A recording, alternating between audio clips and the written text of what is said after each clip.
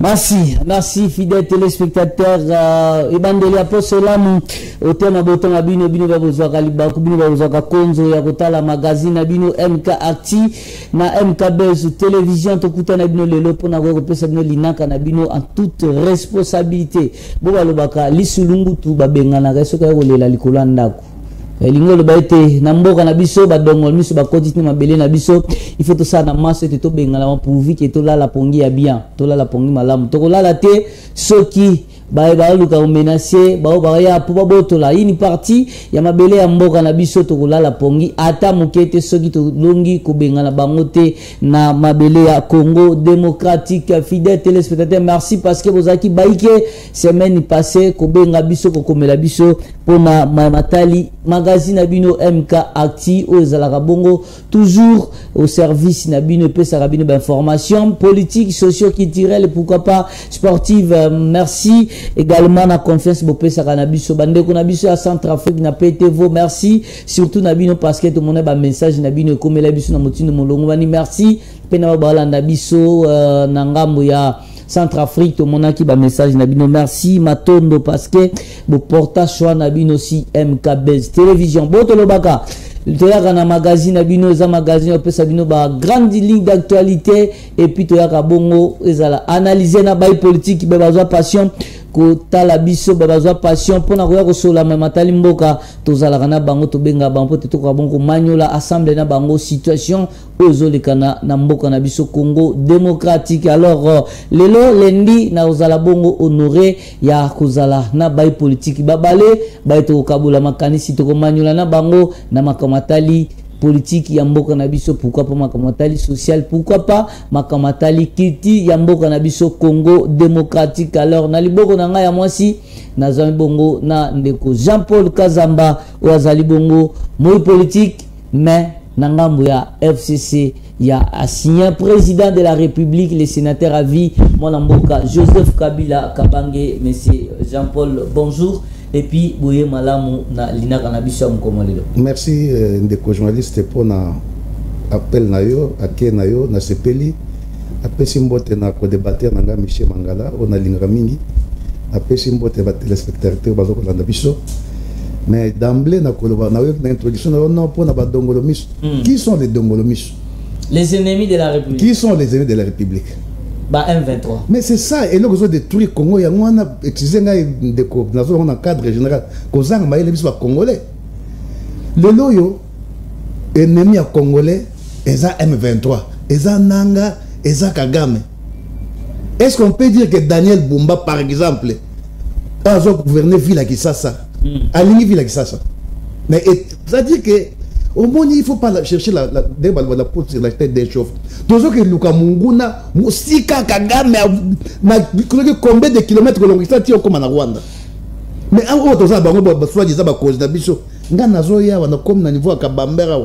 Mais quand la Bosoto Zawana, est-ce que nous avons un gouverneur, oui ou non? Et nous avons un chef de l'État, ou un capitale, oui ou non? Au moins, Mboka Nabisso, les journalistes, et ça passe au Canada raisonnement bongo.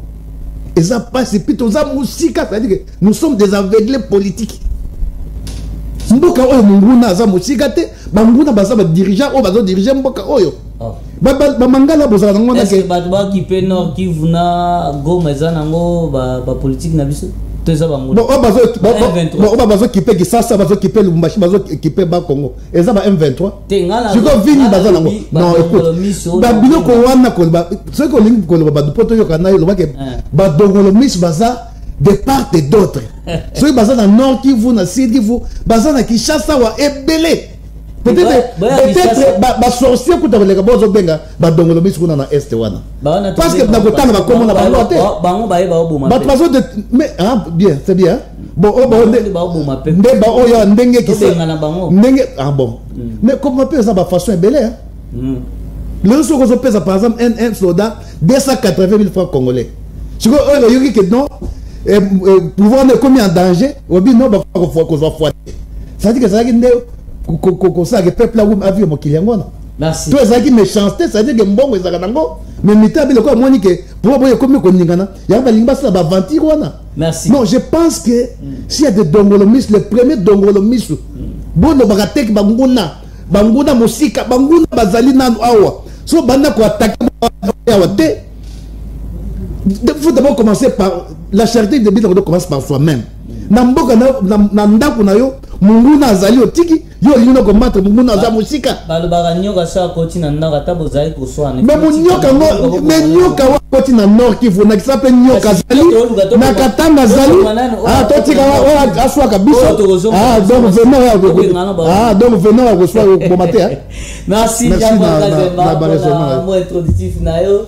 Et moi par rapport na MK Tinabiso ya mon réalisateur numéro des sociétés nanga munanga liboka mobali to za bongo na de commission mangala o azali bongo cadre ya MLC entre-temps vice-président la dynamique les sentinelles de la République mais on dit pas sentinelle balalia et cordon éveil populaire. Beaucoup de cordon éveil populaire. Cordon éveil populaire. Exact. Merci mon frère Ben. Na invitation yo pesi biso encore une fois na kutana susu na ndeko nangai poto sur la masola mboka.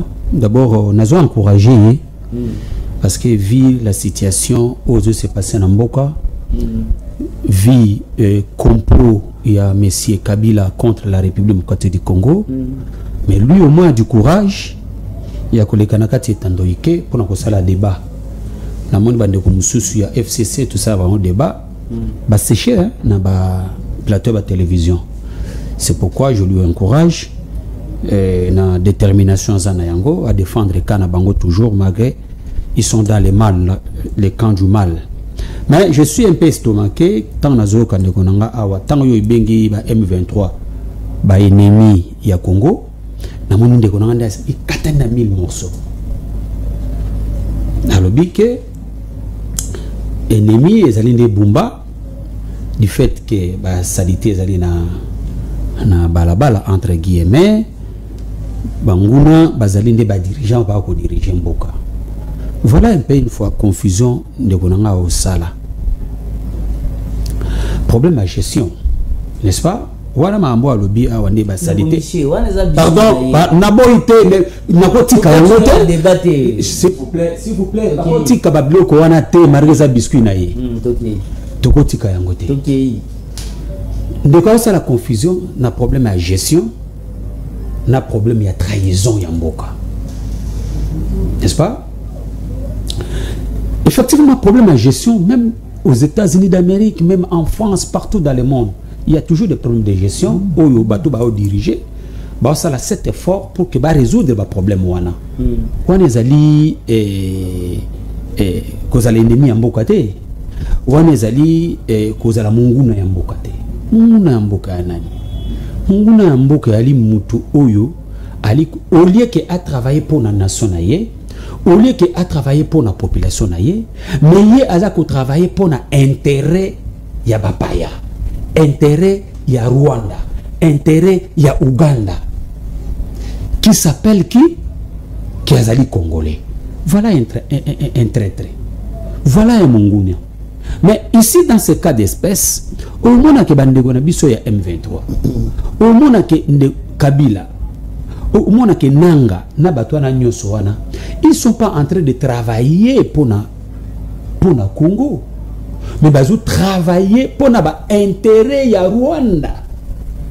Quels sont ces intérêts? L'intérêt à Rwanda c'est que partie est rwandaise est sous contrôle ya Kagame, sous contrôle ya Rwanda. Est-ce qu'un Congolais peut militer pour un intérêt Rwanda? Ça c'est de 1. De 2. Le militaire rwandais va vendre dans la partie est wana. Est-ce qu'un Congolais peut militer pour que Bapaya, Rwandais, Baya contrôler Mboko na biso sur le plan militaire? De 3. Balingi que la frontière wana, il y a partie est, ils sont contrôlés par le militaire rwandais. Est-ce qu'un Congolais qui milite pour l'intérêt du Congo, à quoi la frontière est contrôlée par armée rwandaise. Quatrième des choses, papa, tu sais, na lobanani. Continue na émission. Naboy te, naboy nangate, zapeka. Aya wo ba susu bikamwanini, o ba azeli kaka ba matisa mbongo ya ba politicien ba militaire, na ba politicien ba policier, ba matisi. Oui, ba doubler mbongo na bango kaka na période. Mais écoutez, vous avez tué gestion ya Kabila et rendre maigre salaire ya ba policier na ba militaire, n'est-ce pas? Le chef de l'État a tout fait. D'abord a multiplié, pardon de quoi, et là on important na goloba nanga biloko makamboze bele tika na sisa makambo lié bele pardon tika na sukisa kaka kokata ngate na sukisa pardon de konanga na sukisa 10 secondes. Il a matissé d'abord Misolo ya mboka, n'est-ce pas? Maintenant, et comme il attend, il y a qu'au Kabola pour que Bana Mboka va vivre. Et bientôt là, même les fonctionnaires contrôlent les Obanda pour que il y ait un contrôle effectif parce que les fonctionnaires ne faut pas le meilleur na bango. Merci. Un Congolais qui travaille pour l'intérêt des Congolais. Merci. Na mutu ozo travailler pour l'intérêt des Rwandais. Qui est le vrai Congolais? Donc, ça va parce que je vais maloba makamalo beze bele kumisina kutoba. Donc continuons à débat mission teto. Tu n'as répondre pour ne pas ça image, pour ça oui. Merci. Vous comprenez la mission que débat bani déjà c'est très chaud. Lelo na mokomalo alors na mokomalo tout ça va thématique autre kolobela ya liboso. Tokobanda bongo na consultation oui bandaki depuis semaine passée na conseiller spécial en matière de sécurité ya Tata Mukonzi le professeur Eberand o azo consulter ba Congomani pour na gouvernement d'union sacrée et pardon gouvernement d'union nationale ou pas kani bay politique monsieur Subazol ba mon na lisu mabe pour na kolobatiza na ngoko d'union nationale parce que ba union se ba défiler na consultation ils en ont kaka union sacrée et ba mon classe politique mon soutien moi encore société civile est-ce que tokende na wapi dialogue ya basango ya ba père ya Senko o ba mener démarche na ba ki ezapo na kolotia pe na Congo mobile pourquoi pas na région à Grand Lac est-ce que tokende na négociation directe avec les M23 ou les anciens somituna retournement et puis toza tentative ya biyano na bail politique ba toza na bango et puis tokebongo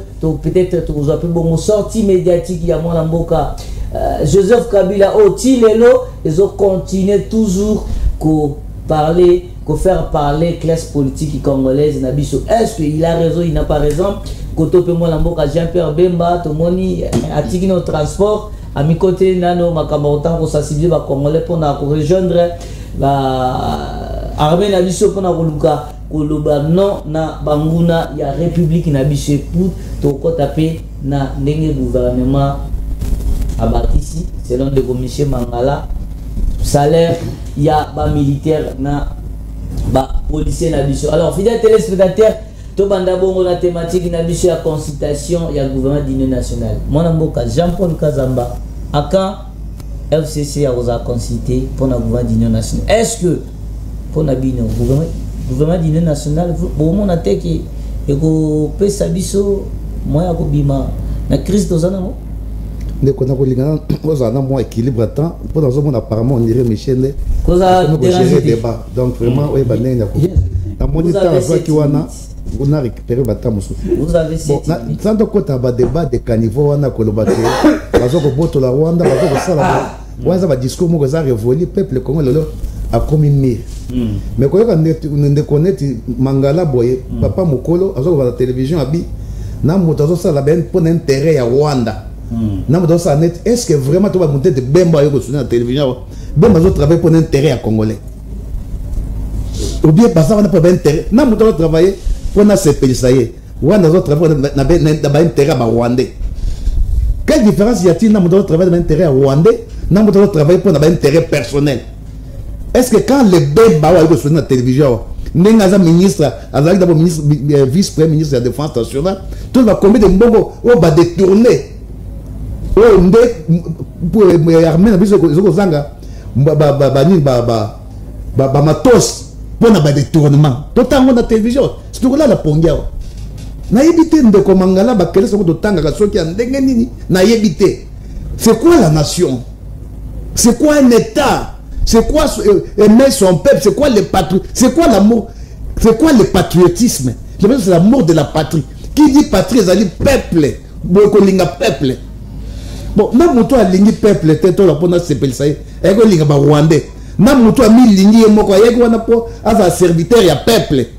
Ou bien ba tio vice ministre de défense pour asa serviteur ya peuple au travers de manduki ko somba pour armée na biso et ba ko faire face na armée étrangère. Aux incapables, aux une mongo tient na poche, il y a des enquêtes qui sont menées sur ça.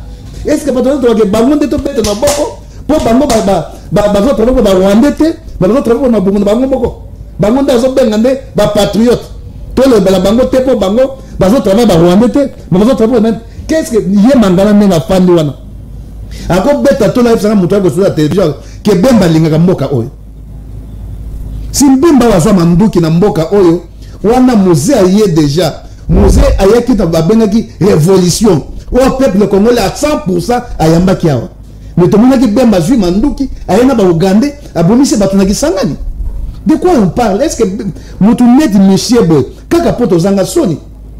Ça dit que le loyo est commis complot Kabila sala complot pour na mboko te mutu asaki complot pour na détruire mboko et ça qui bemba musée Joseph Kabila est venu avec son père pour faire les tables, pour faire la table race, il y a mon boutisme. À ça là qui a mon père. Mais kaka. Ndeko kena ba débat wana ozomona ke ba débat wana ezali soni pe mawa parce que lelo na mboka na biso mukomona mutule de bemba na rana ye. Il y a ancien vice-président, ancien vice-premier ministre récemment à défense, ministre à transport lelo ko sangisa batwatiki bureau na ye olia ko ba bilan na ye à celle de défense. Ou ezali zéro ou lié que le badini na kosala na transport ni na sali ni na kosala à salité et comme ministre ya mopap ya mobilisation et propagande et animation populaire mais kasi mboka na biso ministre ya mopap ndenge zali na mobutu ça dit animation populaire ou ça animation populaire ça dit que nous avons des irresponsables mon frère on va ba na télévision pe bani ko ganga Kabila nous disons pas que Kabila mboka comme ça et paradité. Mais tout le temps, la Kabila n'est pas 29 ans, n'a pas tatane, n'a pas 60 ans d'âge. Je crois que bateau, n'est pas bazawana. Ceux qui y a un seul mérite pour eux. Et ça dit qu'au film, n'a pas yebi. N'a pas Kabila za étranger. Mais dans le secteur, il y a aussi balongi. N'a 6 ans de pouvoir. Azo que la personne a zogaté, qui était maintenant bayokani, bagotia armée boye, bagotia 6 ans après. 6 ans après. Non, je dis que Michel Toyo Sony. Moi, je peux encore parler pour Kabila. Je suis fier que Bemba c'est un assassin, un criminel. Parce que nous sommes des amnésiques. Est-ce que vous êtes Bemba Pena Kogozasu, ministre Namboka Oyo, Namakambo Sama Gisangani? Et puis, les Bélas Sana Gisangani Wana, et Zaki Wana Mouze déjà c'est à côté de ça, tout le monde est derrière Mouze Kabila. Mais vous restez que 2 minutes. La question de Tuninga, il y a consultation. Au moins, c'est ça, nous sommes dans un que au moins, nous sommes awa, namona ki bemba kei, namoni caméra kei, namoni baacha kei, abi faut ça la dialogue. Mais quand tu vois les ababouzo batozo boya yangona. Il y a dialogue sur qui conflit les alliés. Est-ce que écoute, ça dit que ça va distraction. Ce sont des gens qui sont venus pour distraire ce peuple. Mais il n'y aura rien de bon. Quand on parle de dialogue, ça veut dire qu'il doit y avoir un conflit. Par exemple, Michel Betozo Potanaï, Ndegoto Benato Solola. Est-ce que l'homme de Bembana Tshisekedi, parce qu'ils sont déjà de commun accord. Barati déjà, Bazon et Nyos Rakena Bango, n'a pas besoin de Malamba Solaga déjà. Bon, elle dit constitution nationale. Bon, yo Bemba Yaka to Solana, yo Kameka to Solana. Bon, Solana n'est pas ensemble, bon Solaga déjà. Mais il faut reconnaître qu'il y a quelque part une autre branche où les alliés congolais mais ça contre le régime ne pas pourquoi sur la bangona mais sur le bique répondre à your consultation il fallait que ça soit nanga avec Kabila non bah toi FCC mais il faut que ce qui dialogue ça dit que ça va distraction et puis de qu'on a le il dit que tu sais que n'a jamais gagné des élections hein polémique ça dit c'est quelqu'un ce qu'à cause de l'enthousiasme écoute chaque fois mais il 73% de quelle direction que tu parles l'élection 2 semaines au lieu d'un jour l'élection machine a voté dans 4 ans a voté il y a une belle élection. Ceux qui ont eu élection dans Mboka, les élections en 2018 avec Corneille Nanga. Tout le monde a eu boni. Tu sais que tu as eu boni. A eu bien Zawana. A eu bien comme président de la République. Donc ceux qui ont eu à cause de l'enthousiasme, non, il y a un dialogue. Et ça lié parce qu'il y a un peu, afin de non pas parce que le peuple a mais par le dialogue. A eu bien qui ne veut pas gagner. Alors on attend où il y a une consultation. Ça dit que les autres ça gagne la paix. Jean-Paul Kazamba. Ce qui fait utiliser des affaires pour un dialogue. Mais il est le tout le peuple congolais. Vous devez demander des excuses au peuple congolais. Parce que ce que le but a fait par dialogue, ce qui ont des boulots bakawana, c'est pour dire que Bino va trahir le peuple congolais. Bino va tout le pouvoir. Au lieu de faire peuple, on a voté qui, vous les cannes Bino na dialogue. Na bakor vous ça qui. Les Français mon frère, l'erreur est humaine, mais persévérer dans l'erreur c'est diabolique. Les Français disent aussi qu'une fois ta voix est à moitié pardonnée. Ça tout le monde le dit. Même le président Nicolas Macron, à l'Obelango, tout le monde le dit. Même à ta peuple, il y a moko. Parce que l'élection que le boss a été toujours ma tendance est bada. Il y a gagné qui a monté, il comme 3 ans la cimate. Ça dit que 2006 nani a gagné il est camboté. Ça dit que Ezali nde mutu oyo lelo ce qu'on a besoin à cause c'est pas dialogue. Et ça ndeko Tshisekedi. Mais tant par exemple comme il y a une distraction à Bongo qui est consultation, au béni mon tête bemba, au béni mon tête caméra. Bongo solani. Parce que vous n'êtes pas à couteau tiré, vous êtes dans la plateforme Mogo, vous êtes à 4 réunions sacrées, vous êtes ensemble. J'espère.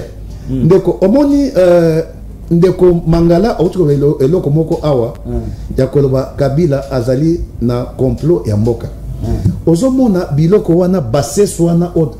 C'est-à-dire que qui sont les vrais comploteurs à mboka oyo? Mounet de Bemba par exemple, appelle sur ministère vice-primature de défense. 30 secondes. Que nous reçoit Mandouki, par exemple. Aujourd'hui, on a détourné. Vous avez donné un bon gâteau. Merci. Nous tournons de Bemba, par exemple. Merci. Le col va sortir le coup en fond. Nous avons dit que non, on a fond. Si on a les sanctions, on a $1000. Si on a fond. Nous avons tourné un jeune homme à tourner avec papa. Nous avons un discours où on a colbagué. Donc $1000, nous avons $1000. Le pot, il dit que nous avons coupé $1000. Et moi, que ça qui m'a l'amour guerre, on peut faire 1000 pour Nani. Merci. Les autres personnes ont mis dehors le pompe que l'on mais ban nabino déjà boni oyo bembo sur tin armée. Merci. Il y a bi makamuna yela ki makambo na te. Nazo ko forcer monter wa linga ken. Tala boutia ko soutenir la télévision. Merci. Merci mon avocat Jean-Paul Kazamba au consommer déjà 7 minutes pour la première prise de parole na yo par rapport aux commissaires à l'aise ngamou na pas 3 débats. On a la minute. Il faut consommer 7 minutes na.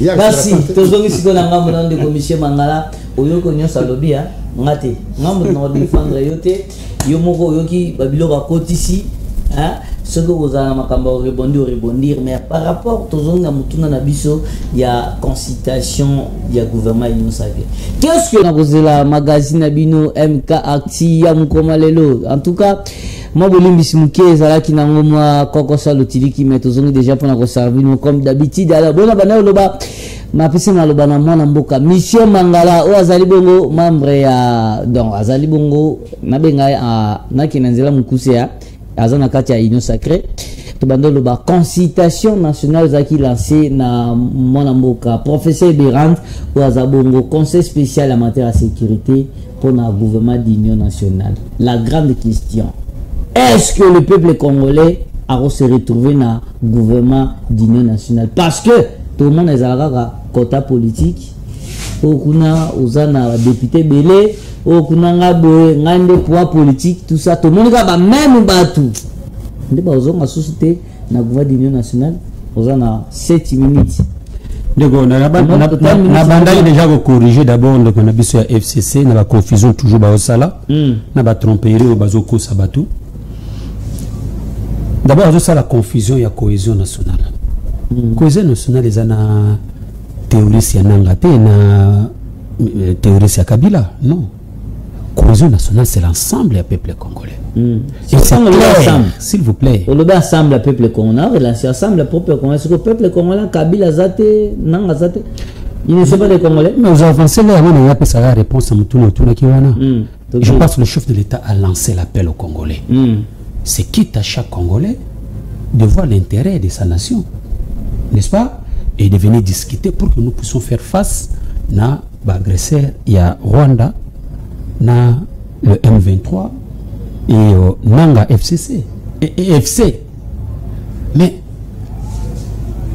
nous sommes conscients, nous sommes jouer pour l'intérêt à Mbokanae.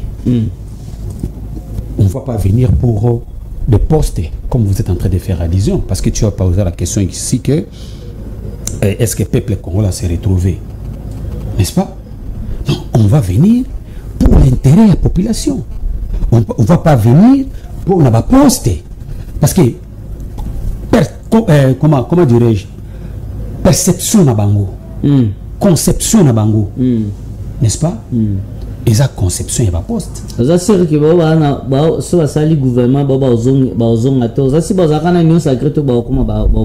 s'il vous plaît, papa. Non, mais partage à pouvoir, il y a poste, il y a tout mis. Gouvernement prochain gouvernement union nationale la classe politique le union sacrée ceux qui na ba poste nommé comme ministre union sacrée, c'est ça ma question. Ici nous parlons sur question de cohésion nationale. Oui, opposenga motuna malam. Tu as posé très belle question. C'est pourquoi je suis en train de vous répondre. Parce que mon frère ici à côté a sali allusion, il y a cohésion nationale, Nanga Nakabila. Parce que le chef de l'État a lancé à Bengi Bakongomani pour qu'il va te fanda to solo là, pour tout ça la face d'agresseur qui est Kagame. Bandeko Oye Atangi, s'ils sont des Congolais, ils devaient venir. Qu'on discute de comment nous pouvons faire pour empêcher l'ennemi, n'est-ce pas? Alors les Congolais qui sont habilités, les Congolais qui a se faire consulter, et chacun est libre. Congolais ne sont libres à se faire consulter après ça va canissinayer. Ils allaient n'enguenir. Et au moment opportun, le chef de l'État va trouver le mécanisme, il y a qu'à composer un gouvernement pour travailler pour l'intérêt des Congolais. C'est ça la réalité. C'est pourquoi moi, ceux qui bango ba koboya, il y a un lobby qui koboya na bango, c'est qu'ils allaient ba intérêt politique, partage ba fonction ba poste. Parce que ceux qui ba Congomani, ba okende. Les gens ne doivent pas oublier que tout passe pour lui. Le chef de l'État ko sala mandat na ya ko silisa. Bato mususu pe ba koya. Pourquoi sénateur à vie? Mutu mususu pe ko sala nini? Akoya. Mais bango na logique na bango baza na pose ya ko casser pacte auto sinana ya San City pour que tout change ordre politique mususu pour que ait profiter na logique na bango. Or nous savons que M. Kabila ce n'est pas un Congolais. Hein? Mais ce Kabila n'est pas un Congolais. Si Kabila aujourd'hui a dirigé Congo, c'est par une opposition rwandaise. Il y a Kabila soit pouvoir dans Sambokonde. Ou ça a Kabila côté na pouvoir. Ou c'était une imposition. Parce que Rwanda avait dit à son temps que l'armée Nabiso, tous on a même mis ici l'armée Nabiso, c'est le Rwanda qui dirige notre armée. Rwanda avait dit ça, paix à son âme. Et Kagame contrôlait, voire même Kinshasa, eux-mêmes disaient ça, que pouvoir à Kinshasa va se contrôler yango de preuve que le monde va ministre des affaires étrangères awa rwandais le monde va chef d'état-major il y a awa rwandais. Kabila avait la mainmise quand ils ont passé il y a quoi assassiner le vrai Congolais fils Yamboka Oyo Laurent Désiré Kabila. Assassiner papa Kabila. Papa entre guillemets bande ko ya moko Kabila entre guillemets na habité sur ba bande ko ya solo kuta parce que bango moko bazo boya ke Kabila ande ko na bango te. Vous avez suivi Mubake tanga kendaki na Angola. Mubake nous avait dit des choses ici. Pardon, s'il te plaît. Mubake nous avait dit des choses ici. Non, sur Kagame, sur Kabila, sur d'autres présidents de la partie politique Moussoussou. Merci. Ça, c'est la première des choses. La deuxième des choses. On peut s'y éteindre de voilà. Pardon, c'est qu'on a su ça.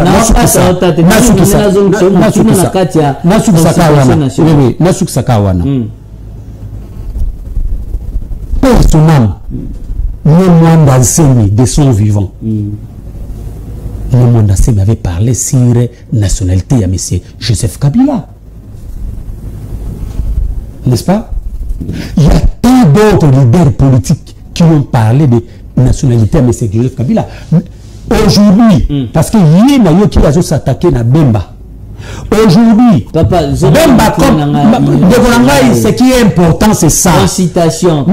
Pardon, j'ai déjà dit sur consultation. Laissez-moi dire, parce qu'il avait dit beaucoup de choses. Sur consultation, j'ai déjà donné mon point de vue. Laisse-moi le temps. Il s'acharne à Jean-Pierre Bemba. Jean-Pierre Bemba, c'est un grand leader dans ce pays. Jean-Pierre Bemba ne peut pas venir raconter de n'importe quoi. Je pense qu'il a eu le temps de vérifier toutes ces informations. Et quand Jean-Pierre Bemba dit, pourquoi ça fait un problème? Et quand Mandassé Maloba, pas ça qui problème. Tant pourquoi ça qui problème? Tant Jean-Pierre Bemba attendit kaka lelo na comme le bango que non Kabila n'est pas congolais alors tant azaka na 1+4 à cette époque Kabila était congolais. Mon frère a mis une très belle question. Vous savez, Baba, chaque chose a son temps. N'est-ce pas? Chaque chose a son temps. C'est le temps approprié que Bemba pouvait dire ça. Le problème est quoi? Moi j'ai comme l'impression que les Congolais ne sont pas que la vérité. La vérité blesse, oui. Mais est-ce la vérité? Aujourd'hui, mais pourquoi tant oyo? Mais tant voulu, tant approprié par Dieu d'abord lui-même. C'était le temps.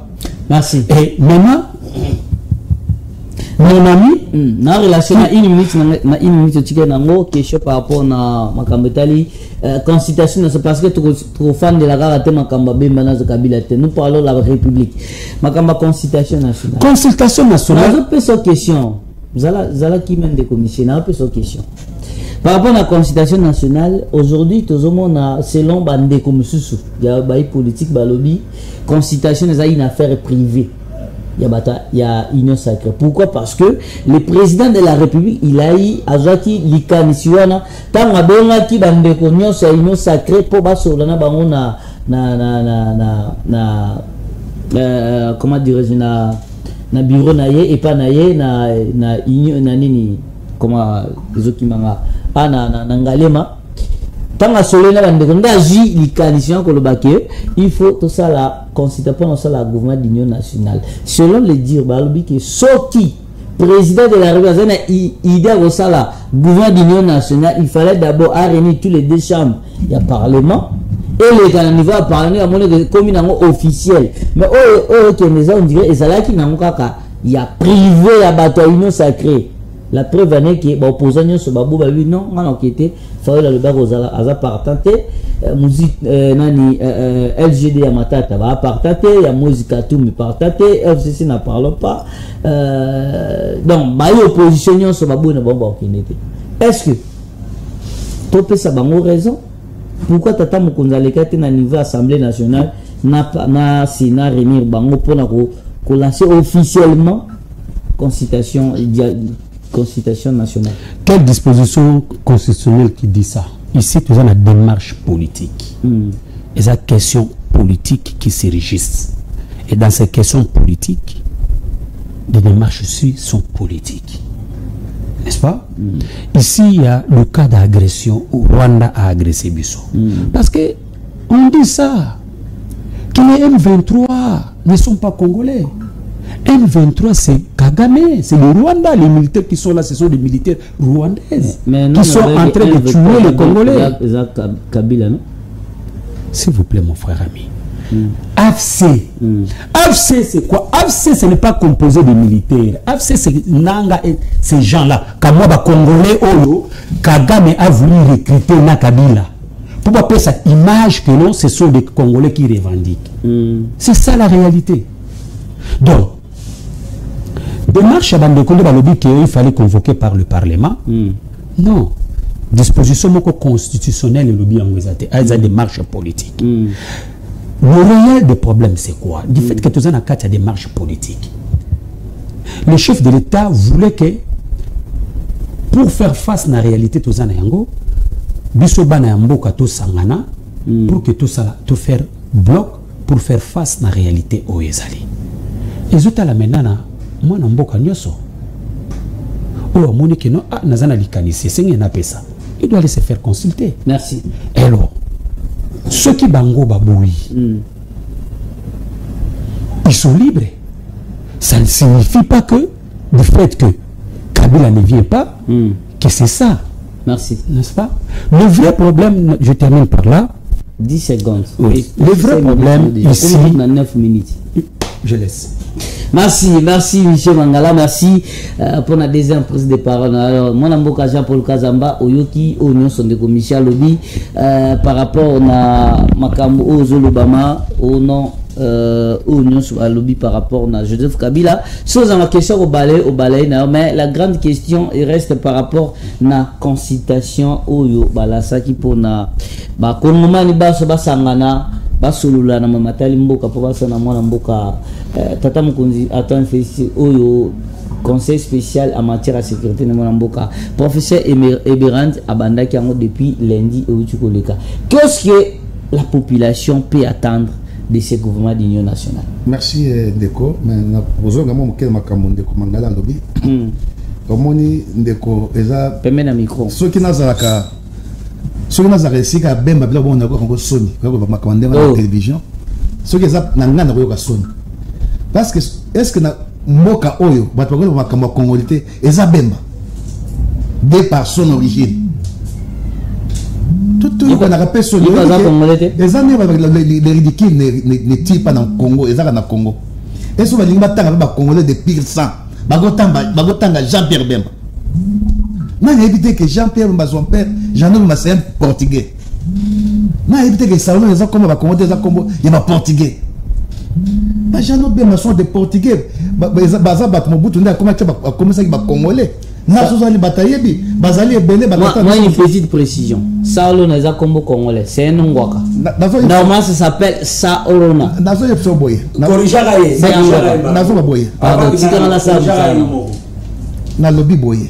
Jano Bemba, c'est un Portugais. Il y a aussi un Congolais, il y a des métis. Non, écoute, non, parce que il y a des débat il y a Koloba qui est congolais, congolais, congolais d'origine. Parce que débat de caniveau. Mais on suppose que les musiques c'est un portugais. Aussi au vu de tout le monde.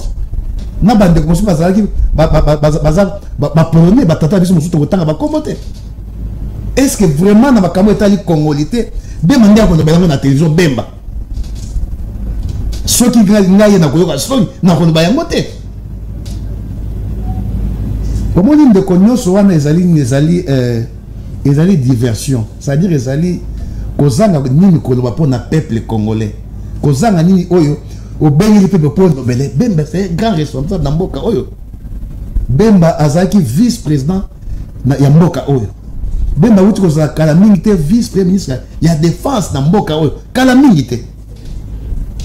Bemba za actuellement vice-premier ministre ya transport lelo. Alors ce que ok net na meeting au sangisi ba kinois pour bando ba batuke songo la zali congolais te songo la zali étranger yo zo mona ke loko faut ça peuple congolais ça c'est moquer de ce peuple. Dans le pays sérieux, il y a un ministre de transport, ou un ministre de défense. Il y a un peuple de témoin que Ngaï, Bemba, le ministre de défense, dans la guitare, na saki boy, na saki boy, na tika na niveau, na transport, na sali boy, na ligi na sala boy. Nous sommes au peuple pour dire des médiocrités. Au peuple dans un sengate. De outil et pas une mission, il fallait se laisser les autres katana pour ma kamba courant. Comment ils ont quatre en mboka oyo à longueur de journée pour Kabila za Rwandais. Mboka ndenge tozaboye o tozangi mai, tozangi akolia, tozangi banzela qui sera musotozo bâtiment pour Kabila aza Rwandais. Donc c'est ça un débat au hasard responsable politique. Ozo occupé ministère de transport. Le niveau de transport, la ministre qui toyokaki ba souhaiter transacadémie. O ça une semaine. Nanzela les a sauté. C'est parce que Kabila est rwandais. Aujourd'hui, on a maintenant quel genre de gens Oyo bazo diriger Mboka Oyo. Ne connaître Michel Mangala. C'est un responsable père de famille. Donc, on y a la télévision pour que Kabila soit rwandais. Est-ce que le peuple congolais bosseng anelelo et ça la nationalité à Kabila? Voici à Tambousa Gimboko pendant 18 ans, na bena malamu, aza libanda masolo. Toi, ça a besoin y bino besoin beaucoup. Ça fait 6 ans, qu'est-ce que vous avez fait? Qu'est-ce que vous comptez faire? Non, soyons sérieux, mon frère.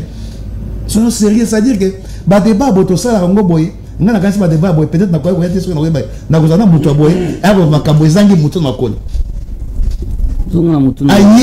Ayer ba débat boy, ba ko sekabiso. Parce que mboka oto benga rwandais, oto benga étranger. Ndinga tika ki mboka oyo.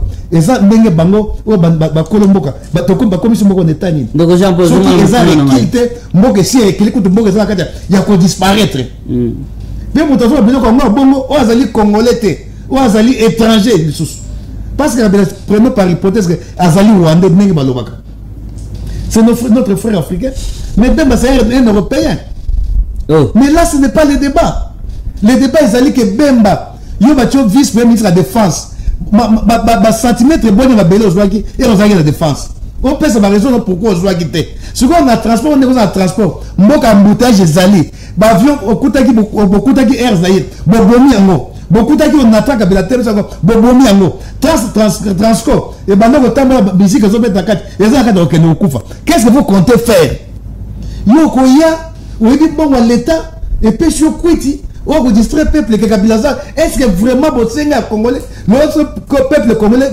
embouté ça qui ça boy ba transcrire ça bokufa yo bembo la kaki battre force sur le peuple congolais 60 avions Air Zaïre on sommes déjà boni ba bituna de peuple dans mo bosenga on répondre on zo ko sakana peuple tina niveau boy non je crois que na banza ndeko Rodrigue tozana musika na mboka oyo ndeko ben likambo oyo ya ndeko nani azo makambo cohésion na quand on français quand on parle de la cohésion les alliés moko ezala et puis le langage d'abord oyo wana oyo Bemba zo koloba wana que tel n'est pas congolais moto atambo ici mboka pendant 18 ans oyo beka za congolais atambo ici mboka comme président de la République Bemba comme vice-président de la République même par nécessité par cohésion nationale ce sont des discours qu'il faut proférer là na kati ya mboka na biso lelo na moto bengi responsable politique parce que moi ni ndeko nanga pas ces années passées ba mangala boy na yebité ya le bagaza politique on habité sur une université ni na yebité mais moto nyos le comme ata ça maçon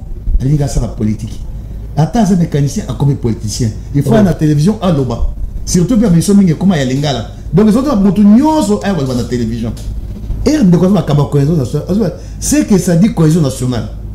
Est-ce que non, lorsqu'on parle de cohésion nationale, on peut avoir des discours incendiaires dans le moment où Koya na niveau avec Kabila za rwandais aza étranger. Bon, ceux qui ont la piste wana to bani Hollandais là.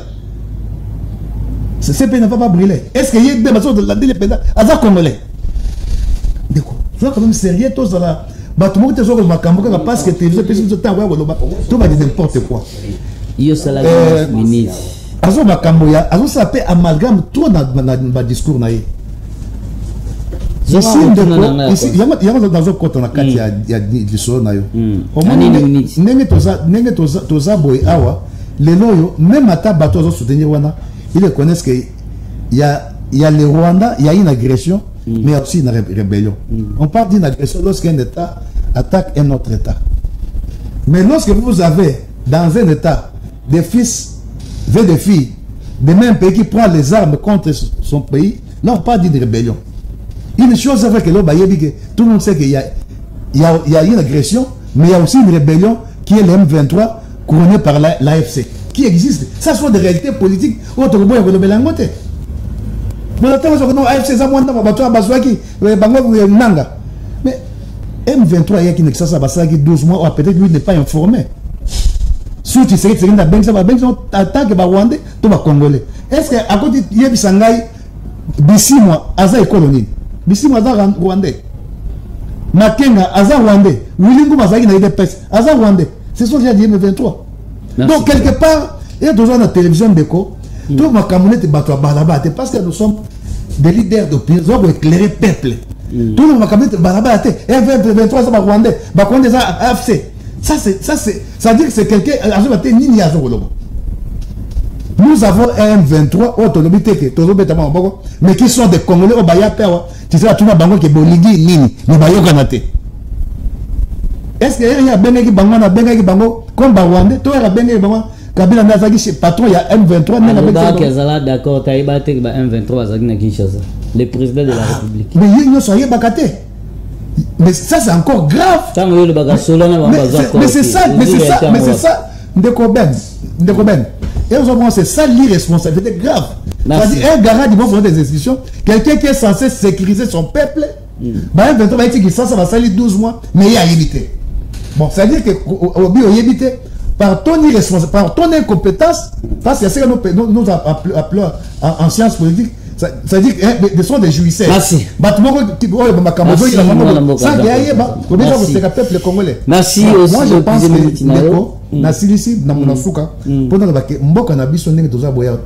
nous n'avons pas intérêt et à battre de Bangala pour diviser sur Mboka Nabiso.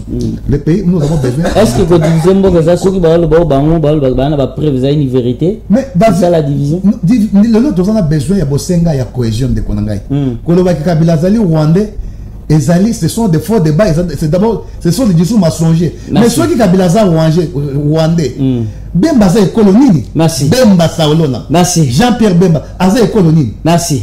Ça, ce ne sont pas des débats. Il y a la télévision. Ceux qui ont la place de Bemba, jamais.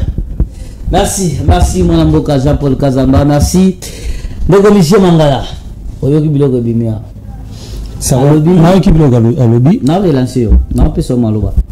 Biloko alobi ceux qui ont balayé vite fait mais la question gouvernement d'union nationale Ozoya Kalatea pour Michel Mangala, quels sont les critères au cause à la pona bateau cause à nommer na gouvernement d'union nationale et vous proposez un gouvernement de combien de ministres?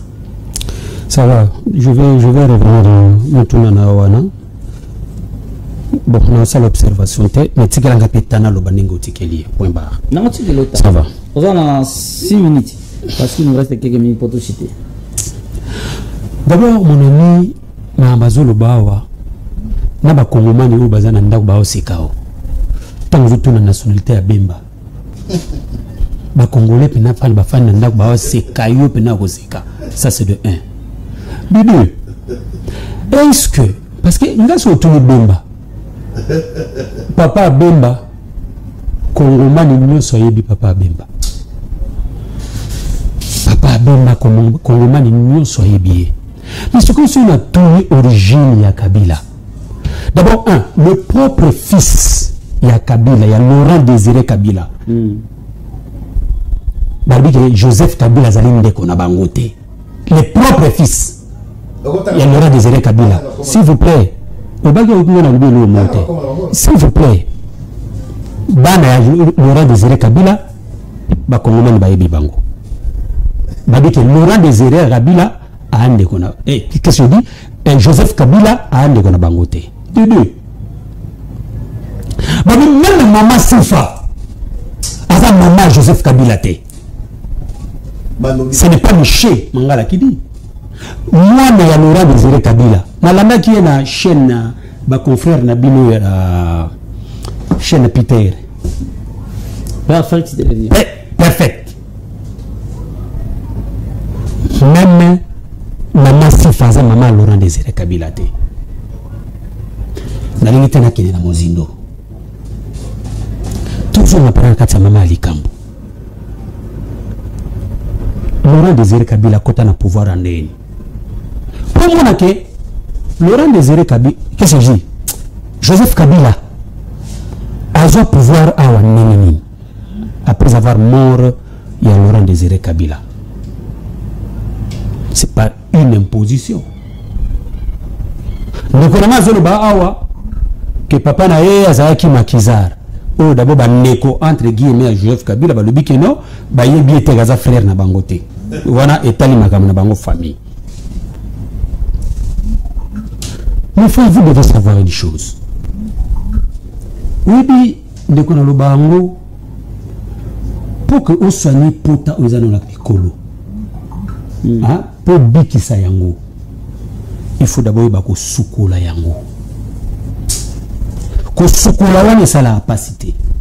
Pour que nous puissions soigner la République démocratique du Congo, nous devons se dire la vérité. Et le peuple congolais a besoin de connaître la vérité. Exactement que non, ils allaient haine. Exactement que non, ce n'est pas le moment. Bon, non, ce n'est pas le moment. Quel moment que vous voulez? Quel moment? Nous avons plus besoin, il y a 4 Mboka Nabiso, tous à la dominer, tous à la manipuler. Aujourd'hui, pourquoi moi je dis, je confirme la thèse au Batnos Baoloba? Il y a Joseph Kabila. Du fait d'avoir comment Joseph Kabila avait facilité la tâche. Il y a qu'on signé accord il y a le 23 mars 2009. On a qu'on cédé cette partie à Est. L'armée rwandaise. Mais l'accord est là. Si, on avait envoyé qui? Raymond Tibanda pour signer cet accord. Est-ce que je m'en la main? Un vrai Congolais peut accepter cet accord qui a signé l'accord à Némouana. Parce que dans cet accord, au même Nord Kivu, 40% il y a armée, il fallait Zalaya, Rwanda. Dans le Sud Kivu, 39%. Dans la frontière, armée rwandaise. Avant de nommer quelqu'un à Katia, il faut demander l'autorisation il y a Kagame. Est-ce que nous sommes un pays souverain? Ah, voilà cette question que tu te poses. Est-ce qu'un vrai Congolais peut signer un tel accord? Pourquoi le batazo là Bango, pas Bango, Kana Bango, on va soutenir Rwanda. Parce qu'il faut retenir ceci que le FCC, le PPRD, soutient le Rwanda. Oh, mais bien sûr. Il soutient le Rwanda. Il soutient le Rwanda. Pourquoi je dis qu'ils sont en train de soutenir le Rwanda? Du fait de soutenir les M23. Même Nations Unies, bah, dit que M23 n'existe pas. M23 c'est le Rwanda. Pardon, mon frère. Pardon, même Nations Unies, le chef de l'État, Félix Antoine Tshisekedi, avait dit. Vous avez suivi Jean-Pierre Bemba, avait dit. Le fais-moi m'enseigne à l'époque, avait dit. N'est-ce pas? Mais vous soutenez les M23. Cela signifie quoi?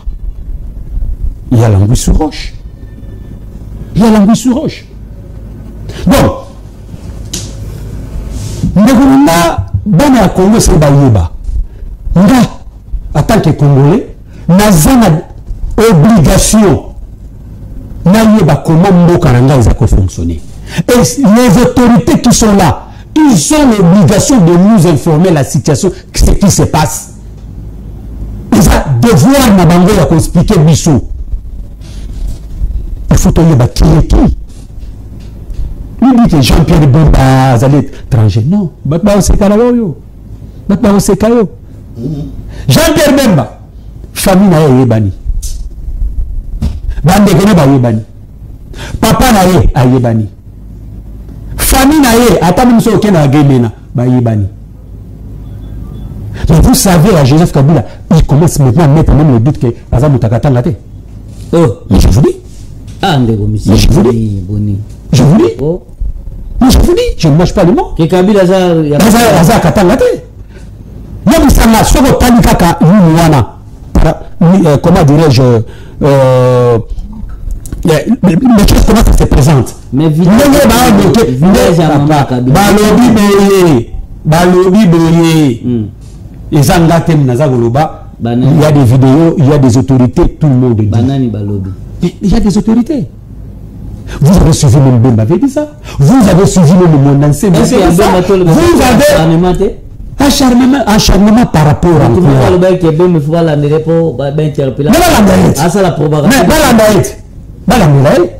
si réellement là on va découvrir de vérité. Est-ce que si Bemba attendez si Bemba a vraiment des informations que Kabila a derrière M23, Kabila a ceci, pourquoi pas n'a pas aucun basala qui tout le monde basala le procès à connaître non na bantunaye ba condamné bango, pourquoi n'a pas mené toutes ces preuves dans la justice mbamo basala procès contre Kabila. Vous savez Kabila avant de quitter le pouvoir, Kabila avait pris toutes les dispositions, toutes les précautions. Vous savez la loi où c'est le statut à ancien président. Loi permettre Kabila peut te tuer comme ça quand il peut intouchable. Mais attends, je vais répondre à la question. Aujourd'hui, si vous mettez la main sur Kabila, communauté internationale Goloba, parce qu'il y a cette loi, c'est là où moi je suis en train de demander même aux autorités, il faut que va bouger le loi. N'est-ce pas? Matata pour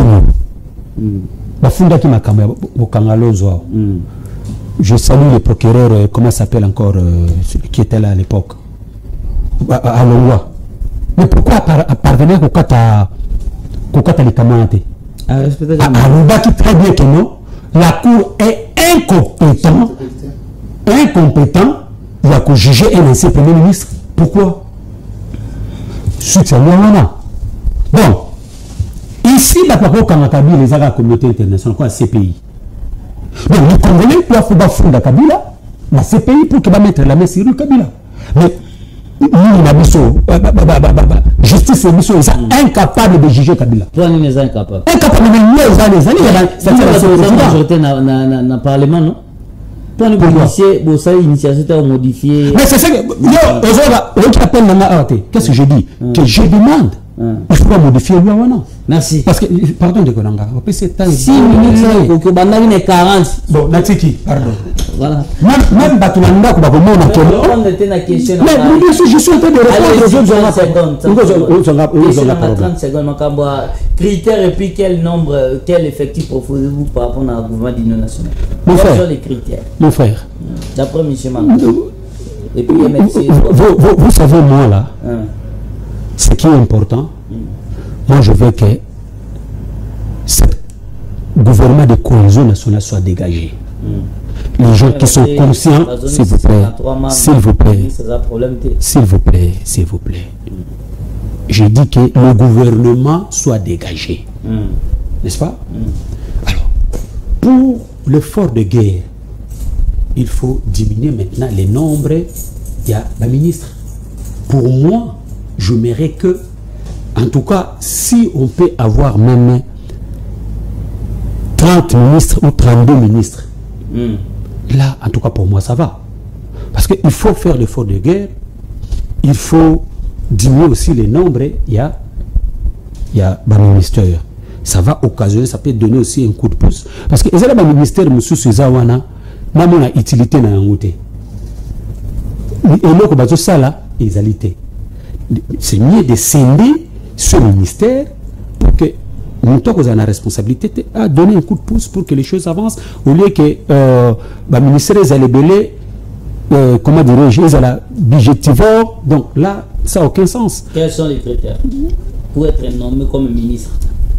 Mon cher, je ne peux pas tabler sur les critères, mais ce que je demande, que réellement un gouvernement de coalition nationale soit dégagé. Soit dégagé, ça va donner un coup de pouce pour que et Tchamboka devant situation où ils allaient. Et moi je pense qu'il faut un gouvernement d'adaptation à la situation. Merci. On va faire face à Tumbawana qui n'a pas peur, qui peut agir pour que solution et pesama.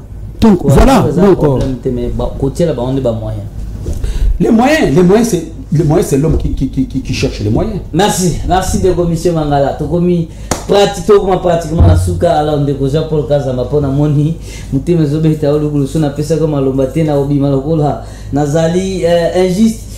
Est-ce que mais yem tabanda maloba kasi on na pesi 30 secondes à reciter 30 secondes yo pour na ko ba atteindre commission ngam na pas trois débats ko ba ngate oza minutes faut la mono sanga banko décoja pour Kazamba bon 2 minutes ce qu'on va parler vite fait mais quels sont les critères au niveau Jean-Paul Kazamba par rapport à la formation gouvernement national, même si nous avons besoin partager pour faire avancer, pour faire sortir, nous avons besoin de Christ et un mouvement de combien?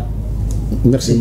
Na banza na ndeko la ndeko monsieur au moins na mboka na biso ndeko eza IDPS eza la MLC ya bemba ceux qui ba bazara na gestion notion à gestion mboka mais va ko kosi la batu makambo ko lata batu likambo so va pe ko tambusa mboka ndenga mboka eza paradis terrestre mais malheureusement baza ba champion na Benjil na makambo ya lokuta ko yoka net mutu net Jean Michel Mangala ko depuis mutu ayekoli ko ba ke bemba za congolais passe avec famille na ye to bi papa na ye et so za congolais ba tata no ba maman na yo ils ont mboka za baza ki ba président kata Sénat mais to bi ba origine avant to tanga ba komote.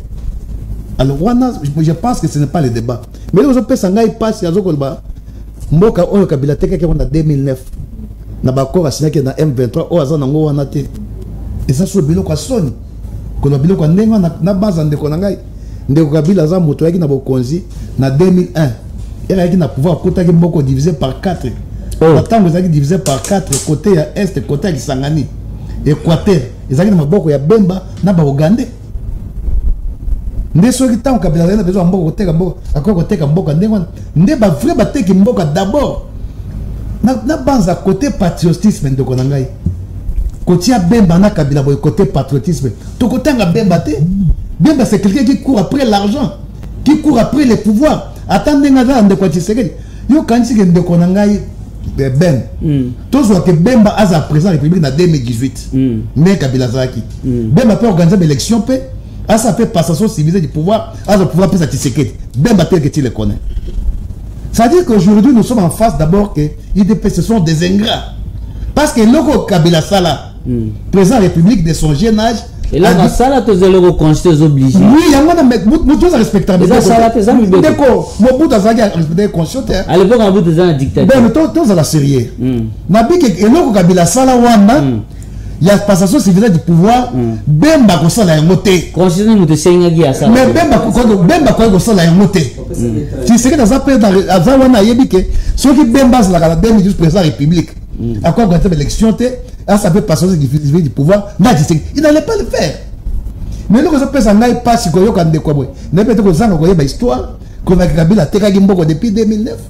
Kabila Mboko divisé par 4 aïe à réunir Mboka. Kabila Mboko na Mboko na 2018 atiki Mboka nyonso 2 345 000 km à Kemé de Tshisekedi. Ateke Ronge Sikani. Est-ce que tu peux brandir cet accord là? Kabila Mboko a besoin de Tekabo. C'est moi qui l'ai vendre ce pays. N'attends d'accord de Tekabo. Et quand il était président, il ne l'a pas fait. Il va le faire aujourd'hui. Non, monsieur Ben. Nous sommes en face des incompétents. Là, je ne cesserai de le dire. C'est-à-dire incompétent, c'est un accusateur. Bato zomo na bonene bazawana, ata pesi bango 100 ans na pouvoir. Moussa bango ozalani Kabila za Rwandais, Kabila za Rwandais. Mais ba kotia ko sa ata de loko moko te po na mboka oyo. Ndenge bazawana armée na biso ba détourner celle de la munition. Nous sommes ça mais parce que Bemba Kabila za Rwandais. Non, tout tika ba échappatoire wana donc ndeko. lelo yo motazo pona bana ya Bozé Kabila eza mangala. Merci. Ba frère na ye balobaki ba frère bana ya Kabila. Donc ba vrai bana ya Kabila eza nde ba bichene ba vrai bana ya Kabila. En 30 secondes. Na 30 secondes ezali ke ndeko na ngai. Quels sont les critères et quel nombre pour les vrais problèmes aujourd'hui pour que ce pays prend de l'envol, que ces pays ils ont respecté dans les conseils des nations. Il faut dégager, il faut bien dégager. Est-ce que vous pensez que ce sont des gens qui sont dégagent, c'est la solution? Ça serait une des solutions. C'est-à-dire que Mboka Oyo Ndekonangai, tu peux si pouvoir dans bâtiment, Kabila peut pouvoir dans bâtiment, qui ne savent pas par où commencer et quoi faire. Ils n'ont que dans leur bouche des médiocrités. Ou Azali étranger, ou Azali. Est-ce que ça c'est ce que le peuple a besoin aujourd'hui? Kabila peut s'arrêter. Donc les Congolais ont le pouvoir. Ben, naïf sur ma bique malheur na biso. Malheur ya Mboka Oyo. Biso peuple dans son ensemble. Le peuple est en train de regretter. Merci. Il est en train de regretter. Merci. Le fait d'avoir fait une personne de pouvoir avec des incompétents. Merci. Bemba, c'est quelqu'un qui court après l'argent, mon frère. Si Bemba, écoute-moi. Bemba Sokazaki président et en 2010 dans Sika Labila. Tout le monde a personne de civilisé de pouvoir. Mais Michel dit très bien. Ça c'est un dictateur. Kabila dit Azana Makasa Ozoma na pouvoir. Aya pouvoir sana. Et là on a bosana. Kabila Soka Ozoma na pouvoir parce que Batou Bazouaki Bazo Kabila Ben. Oyebi que na mboka na biso. Soki Tshisekedi était à même de relever des défis à Mboka Nabiso. Ceux qui Bemba ont gagné la télévision, a relevé des défis à Mboka Nabiso. Personne ne viendrait parler de Kabila. Mais il faut pas lever la Kabila tant parce que nous sommes en face des irresponsables, des incompétents, des médiocres. Merci. Merci de regarder à la commission. Vous avez 2 minutes, même temps d'attendre qu'il y ait. Non, dans ça, police a débat. Non, on peut sur 2 minutes, même temps d'attendre qu'il y ait 2 minutes, na pression. Si on rebondir, na nyonso auti koloba et par rapport ya lobi bino vous avez compétent. Na mboko so watanga abi Jean-Pierre Bemba za muto a courir derrière Mbongo en quelques minutes. Ndeko Ben. Omoni batu soki bazangelo oloba. C'est comme ça. Hein, marque ba réaction naie ou azoloba wana. D'abord, il dit des choses que lui-même, ce qu'il est en train de dire, il ne comprend pas ce qu'il est en train de dire. Ou il y a mot azoloba, zo comprendre en autre. Abi Kabila a fait qui passation de pouvoir d'une manière pacifique. D'abord, ils oublient. Si Kabila est parvenu à côté à pouvoir, c'est par la force que Kabila a voulu et a lâché par côté à pouvoir. Donc il y a dit combien de fois, tant que tout ça qui va marcher, il y a eu des Congolais tués ici. Maman F basé beaucoup à Zaki Massassi Namakolo. De deux, il y a eu une communauté internationale qui n'a Gabon, ceux qui a osé qui va attaquer. C'est pourquoi Kabila vit tout ça, il a lâché. N'oubliez pas que Kabila avait déjà tout planifié, même à quand tout le monde a le M23. Rappelez-vous, quand Kabila devant ce père, il y a Afrique, là où il y a siège, il y a Union africaine. Addis Abeba. Vous savez ce que Kabila avait dit à ses pères?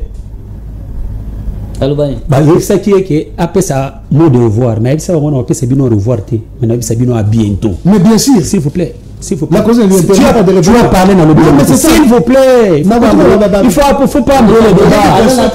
Il faut pas embrouiller le débat, mon frère. Il faut pas embrouiller le débat. Oui, c'est ni constitutionnel. Ah, papa va embrouiller la tête. Donc, au moment où Kambo M23, Kabila avait déjà tout planifié. Comment? Regarde. Il y a une histoire de Bangombe. Voilà. Zélande, on a fait que chacun à la maison puisse interpréter parce qu'il n'y a pas le temps. On voit l'histoire de Bangombe où l'ancien premier ministre a dénoncé. Où est parti ces gens-là? Où est parti tous ces Ngombe-là? Mais par contre, entre les frères et sœurs, il y a Bandundu commence à se faire s'entretuer là-bas. tout ça, Mobondo. c'est Mobondo. Donc vous êtes incapable de maîtriser. S'il vous plaît, mon cher Fouta. Vous avez l'armée, vous avez la police. S'il vous plaît. Un seul ennemi. Maman, papa, Un seul ennemi. ça, c'est à nous faire Mais gâter. ça débat. Bon, il parle de la division, il y a mensonge encore une fois. Bon, dans quelques mois, Vous savez qu'à Bemba, ministre de la Défense, Bemba il n'a pas pire a laissé tout le Vous êtes bonheur, responsable. tout le bien, oh, papa Nena, oh, yaye, pour venir toucher, risquer sa vie. il risque sa vie. N'est-ce pas? Comme vous, la banque de Pourquoi? Centrafrique, C'était pourquoi? il va C'est détruire la pour banque de sauver la Centrafrique. République. Oyo Bango Bateka qui est déjà entre les mains de Rwanda. Et Kabila Kabila est venu. Kabila est venu. vous verrez tout le monde a reconnu ça. Stabiliser le pays. Maintenant, Kabila est révolutionnaire. Bemba savait que d'argent. on a mis un Rwandais à la tête. Yamboka. Nous a On a mis un Rwandais. C'est comment on a quitté. Bemba soit Banduki, À chaque fois, ils ont voulu. Bemba tout le monde. Bemba était là pour leur empêcher. Bemba fils de Kanda ya Kabila.